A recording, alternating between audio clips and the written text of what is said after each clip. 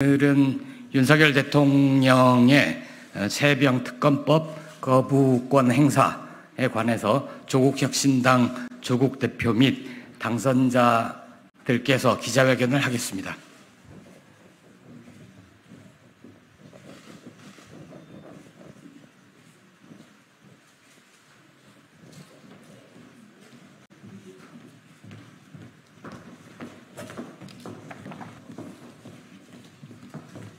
읽으신 순서대로 다 아실 거니까 좌우로 오시죠. 네.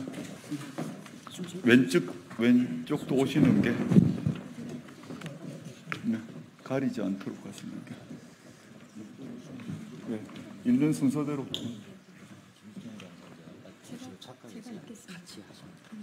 그럼 알아서 하시면 되죠. 예, 시작할까요? 존경하는 국민 여러분, 조국혁신당 대표 조국입니다. 결국 대통령이 최혜병 특검을 거부했습니다. 10번째 거부권 행사로 부끄러운 기록입니다. 이승만 대통령에 이어 역대 2위입니다. 박근혜 대통령 시절 국정이 파국으로 치닫던 2016년, 그때보다 국정 파행이 심각합니다. 대통령과 대통령실 그리고 집권 여당은 국가와 국민이 아니라 대통령 부부의 호위대로 전락했습니다. 국민의 목소리에는 철저하게 귀를 막고 있습니다. 삼권 분립 한 축인 국회의 권능은 가볍게 무시되고 있습니다. 법이 통과하자마자 대통령실은 거부권 행사를 시사했습니다. 그리고 아무렇지도 않게 거부했습니다. 이렇게 고민 없이 거부권을 행사하는 대통령을 보신 적이 있으십니까? 더는 안 됩니다. 이런 식으로 거부권 행사가 계속돼서는 안 됩니다. 악의 순환을 끊어야 합니다. 조국혁신당은 국정의 정상화를 위해서 국정의 정상화를 꾀하며 총선에서 드러난 국민의 명령을 실천하기 위해서, 그리고 저희가 약속을 지키기 위해서 최혜병 특검을 포함한 3국조 3특검을 긴급히 제안합니다.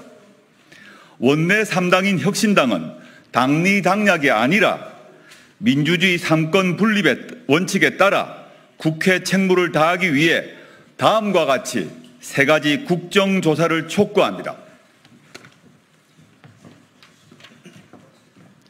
첫 번째, 일본의 경제 침략 라인 사태에 대한 국정조사가 필요합니다.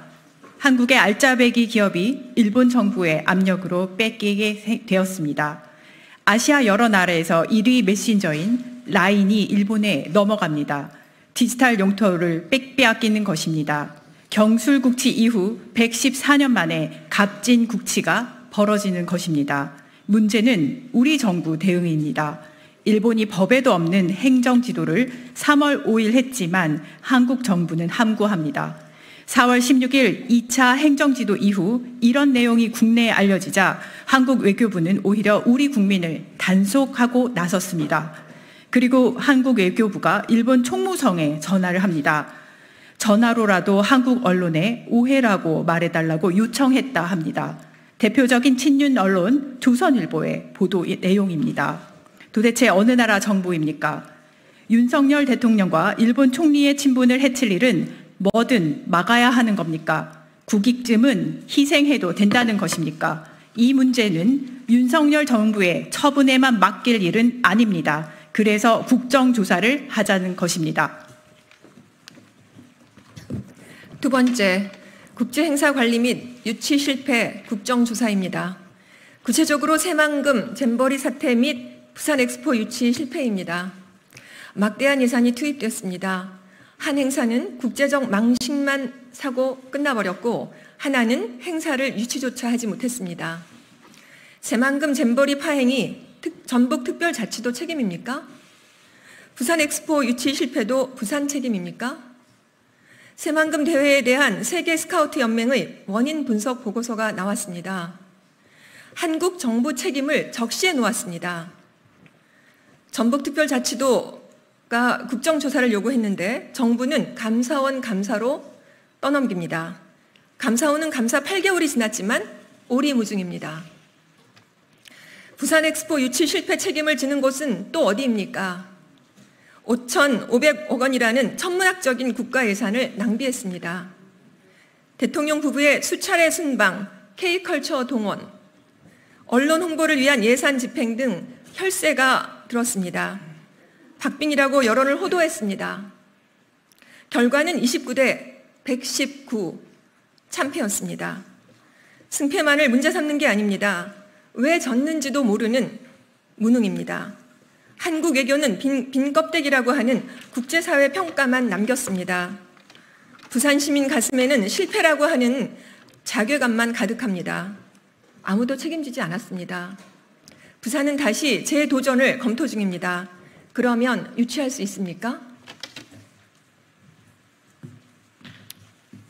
네, 세 번째, 언론장악 국정조사입니다. 윤석열 대통령은 술자리도 아니고 야당 대표와 회담하면서 언론을 장악할 방법을 잘 알지만 장악할 생각이 없다라고 말했다고 합니다.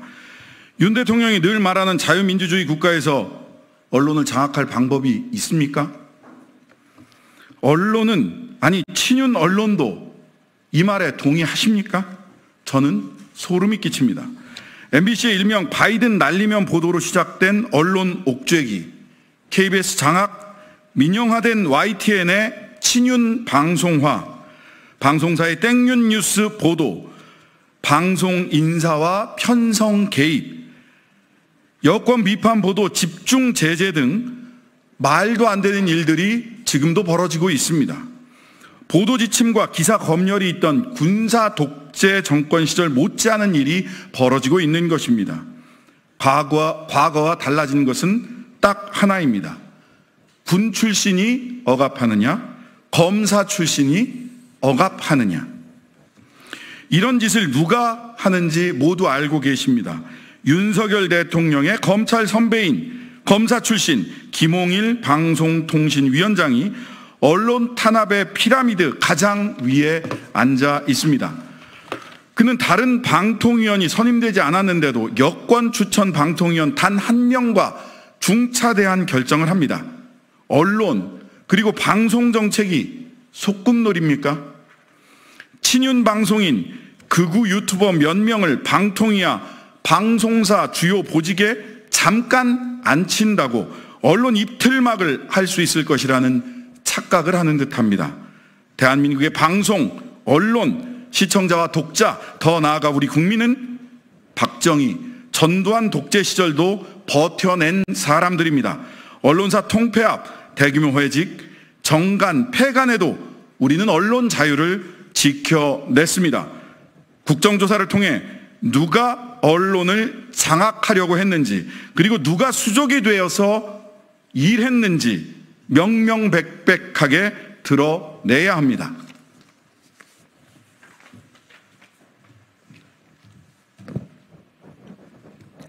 다음으로 세 가지 특검에 대한 요구입니다. 첫 번째, 22대 국회 개원 즉시 최혜병 특검법 처리를 제안합니다. 최혜병 사망과 이후 수사 과정에서 벌어진 일은 윤 대통령 본인이 직접 연루된 의혹이 있는 국기문란 사건입니다. 군 내부의 안전관리 및 사고 수습에서의 적절한 대응 여부, 외압 의혹에 대해 진상을 명확히 밝혀야 합니다. 군과 정부의 책임에 대한 국민의 질문에 답해야 합니다. 왜 지금 특검으로 해야 하느냐? 시급합니다. 수사에서 가장 중요한 통신기록 보존 연한이 얼마 안 남았습니다. 그리고 독립성과 공정성이 중요합니다. 대통령을 두려워하지 않을 특별검사가 수사해야 합니다. 두 번째, 김건희 종합특검입니다. 도이치모터스 주가 조작, 양평 고속도로 변경 의혹, 명품백 수수 등에 관한 조속한 특검 수사가 이루어져야 합니다. 역대 대통령 중 가족 관련 특검을 거부한 것은 윤 대통령이 처음입니다. 대통령직은 셀프 면죄부를 위한 자리가 아닙니다. 윤 대통령이 겉으로 외치던 헌법 정신은 도대체 무엇입니까? 특검을 왜 거부합니까? 죄졌으니까 거부하는 것입니다. 윤 대통령은 친윤 검사들도 못 믿어 찐윤 검사들로 김건희 씨 방탄 인사를 단행했습니다. 작년 2월 도이치모터스 주가 조작 공범들의 1심 선고가 있었음에도 철저히 손 놓고 있었던 검찰이 도리어 척은해 보일 정도였습니다. 살관수, 즉 살아있는 검찰 권력 수사가 검찰의 존재 이유인 양 목 놓아 외치던 검사들은 모두 어디로 갔습니까? 왜 다들 쥐 죽은 듯 조용히 있습니까? 국민은 이런 검찰을 더 이상 신뢰하지 않습니다. 특검만이 답입니다.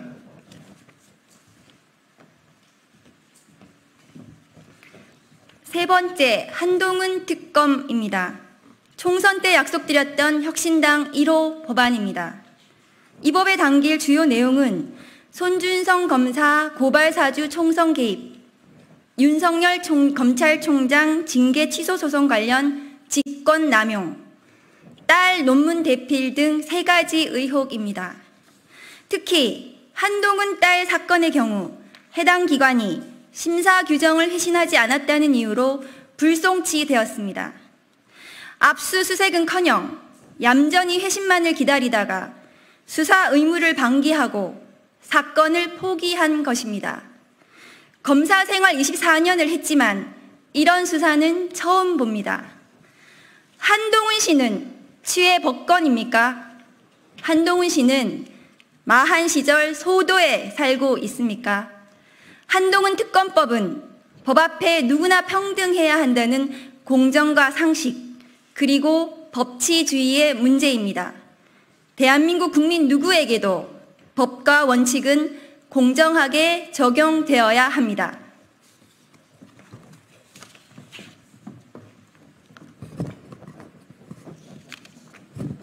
오늘 제안하는 특검, 3특검, 3국조는 저희 혁신당만의 주장이 아닙니다.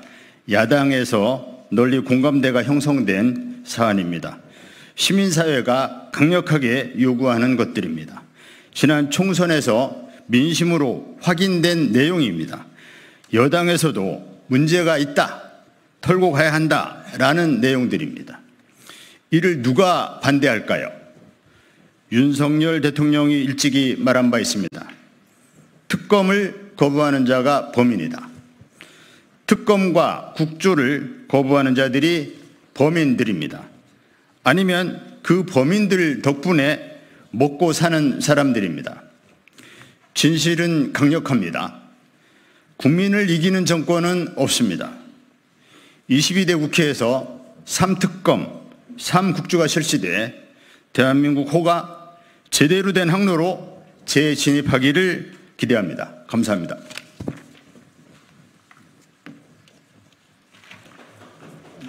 백브리핑 가시죠. 네, 지금부터 오늘 기자회견 관련한 백브리핑 시작하겠습니다. 질문 있으신 언론인은 손을 들어서 의사표시를 해주시고 질문하시기 전에 소속사와 성함을 밝혀주시기 바랍니다. 시작하겠습니다. 한국일보. 네. 일전에 검찰 캐비닛도 국조를 하신다고 하셨거든요. 이번에 3가지 국조를 줄이는 기준이나 그 디지털 넷도 매우 중요한 사안이죠. 앞으로 수사가 되어야 된다고 보는데 일단 저희가 다른 민주당을 포함한 야육당까지 포함해서 생각을 하고 또 국민들의 관심을 생각했을 때 일단 이 3가지 특검을 먼저 얘기를 하기로 봤습니다. 디지털 넷 문제를 포기하는 것은 아닙니다. 그 부분은 검찰 독재 조기종식 특별위원회에서 저희 위원들하고 심도 있게 검토하고 있고 개원하는 대로 국정조사를 추진을 할 계획입니다. 네, 박태택 재원입니다. 3특검 3국조 그리고 이제 김건희 종합특검이 이렇게 양명주를 포함하니까 사실상 3국조 특검 정도 되는데 이게 모든 사안이 중대하기 때문에 이제 판단을 하셨을 것 같은데 작년에 이제 민주당에서 1특검 4국조를 추진했을 때랑 마찬가지로 약간 선택과 집중이 필요하다는 그런 지적이 나올 것 같아요. 이에 대해서 어떤 의견을 갖고 계실까요? 조국혁신당은 22대 국회 원내 3당으로서 저희가 중요하다고 생각되는 이 세 가지 국조, 세 가지 특검을 뽑았습니다. 국회가 22대 국회가 열리면 그때 민주당과 당연히 협의를 해서 국정조사건, 특검법 통과건 협의를 하지 않겠습니까? 최종적으로 국조를 몇 가지를 할 건지, 특검법을 몇 가지 할 건지는 그 후에 협의를 통해서 이루어질 것이다 라고 생각합니다.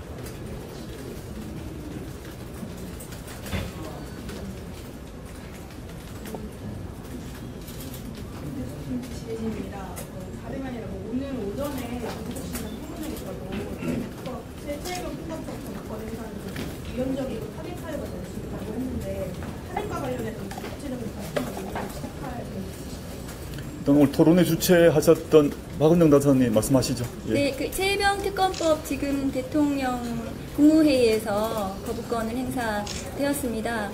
토론회에서 말씀드린 바와 같이 대통령의 사적 이익을 위해서 특검법을 거부권을 행사하는 것은 위헌적이다라는 토론회 내용이 있었습니다. 다만 이제 그 토론자들께서도 그것이 탄핵 사유에 해당할 것인지는 여러 가지 요건들을 검토해 봐야 된다는 의견을 주셨고, 다만 이것이 헌법 남용이기 때문에 이 거부권 행사에 대해서 조국혁신당과 야당, 그다음에 시민사회 모두가 함께 공조해서 강력한 저항 투쟁을 할 계획이라는 말씀을 드립니다.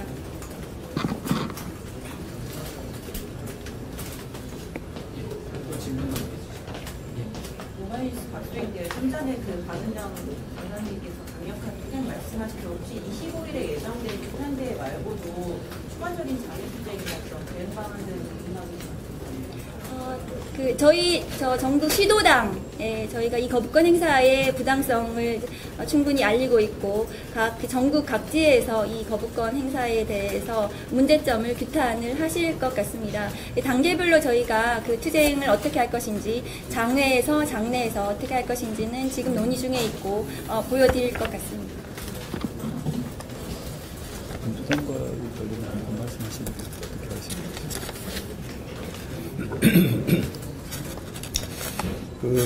이제 오늘 최혜병 특검법 거부권이 이제 국무회의에서 의결되었고, 오늘 중으로 아마 윤석열 대통령이 제거할 것으로 이렇게 예상이 됩니다. 아마 오늘 중 거부권 행사 결재가 이루어질 걸로 보는데, 이후에 거부권 행사 이미 국무회의를 통과했기 때문에 대통령의 거부권 행사는 예정된 수순입니다. 그 거부권 행사했다라고 봐도 무방할 수순인데요. 그래서 오후 2시부터 민주당 등 야6당과 시민사회와 이렇게 공동으로 여기 본청 앞 계단에서 규탄대회가 예정되어 있고요. 또 25일 날 또 아까 오마이 기자님 말씀하신 것처럼 광화문에서 장외 집회가 예정되어 있고요. 민주당 등 야6당은 이제 공조해서 이 대통령 거부권 행사가 위헌적인 요소가 있고, 또 그래서 탄핵 사유에 해당될 수도 있다는 점을 국민들에게 적극 알리고 국민들과 함께 단계적으로 투쟁의 강도를 높여갈 것이고, 민주당과 계속 공조해서 구체적으로 어떤 투쟁 방법을 택할지는 이후 논의되는 대로 또 알려드리겠습니다. 제가 한마디 할까요? 제가 어제 용산에서 오늘 또 거부권 토론회에서 윤석열 대통령의 거부권 행사 횟수가 총 횟수로 이승만 대통령 다음 이어서 2위라고 말씀드렸는데 조금 보충 설명을 하고 싶습니다. 이게 언론에서 이 문제에 대한 진짜 구체적인 계산을 하지 않으신 것 같아서 제가 계산을 해봤습니다. 이승만 대통령은 12년 동안에 45번, 45회입니다. 12년 집권하는 동안 45회이기 때문에 1년에 3.7회를 했습니다. 윤석열 대통령은 지금 2년 동안에 10번을 했기 때문에 1년에 5번을 한 것이기 때문에 재임 기간을 가지고 산정을 해보게 되면 6공화국 이후는 지금 우리 현재 6공화국 헌법하에 있으니까요. 6공화국 헌법 이후에 거부권 행사 1위일 뿐만 아니라 대한민국이 만들어지고 난 뒤에도 1위입니다. 총 횟수로는 이승만 1위, 윤석열 2위지만 재임 기간을 생각해서 1년에 몇 회 했느냐를 생각하면 윤석열 대통령이 역대 1위입니다. 제가 물론 뭐 노태우 대통령, 노무현 대통령 다 그 재임 기간을 계산해서 1년에 몇 회 한번 계산한 걸 말씀드리고 싶지만 굳이 그럴 필요는 없을 것 같고 기자분들이 한번 통계를 한번 해보시면 왜 제가 윤석열 대통령이 이승만 대통령의 길을 따라가고 있다. 이승만 대통령은 군사 독재는 아닙니다. 검찰 독재는 아닙니다. 전형적인 행정 독재 국가였거든요. 이 거부권 행사의 오남용이 행정 독재의 징표라고 제가 어제 말씀드렸고 오늘도 말씀드렸는데 윤석열 대통령은 검찰 독재에 더해서 이승만 대통령과 같은 행정 독재를 몸으로 실천해서 드디어 1위를 기록했습니다. 예, 더 질문 없으시면 여기서 마칠까요? 예. 그 혹시 권한쟁의 심판 정도에 대해서는 예, 권한쟁의 심판 사유도 물론 해당이 됩니다. 우리 헌법상 입법권은 국회에 속하는데요. 대통령의 이렇게 빈번한 거부권 행사는 입법권을 무력화하는 결과가 되기 때문에 그래서 그 권한쟁의 심판 대상이 됩니다. 권한쟁의 심판 청구를 할 것인지 여부는 아직 결정하지 않았습니다. 다만 권한쟁의 심판 청구 사유에 해당이 된다는 것만 우리가 오늘 토론에서도 확인했습니다. 이후 실제로 청구할지 여부는 좀 더 검토해 보겠습니다. 예, 더 질문 없으시면 이만 마치겠습니다. 네, 저희가 의원 연찬회에 가야 돼서 예, 마무리하시죠. 예, 예. 마쳤습니다. 네, 감사합니다. 예. 고맙습니다. 예.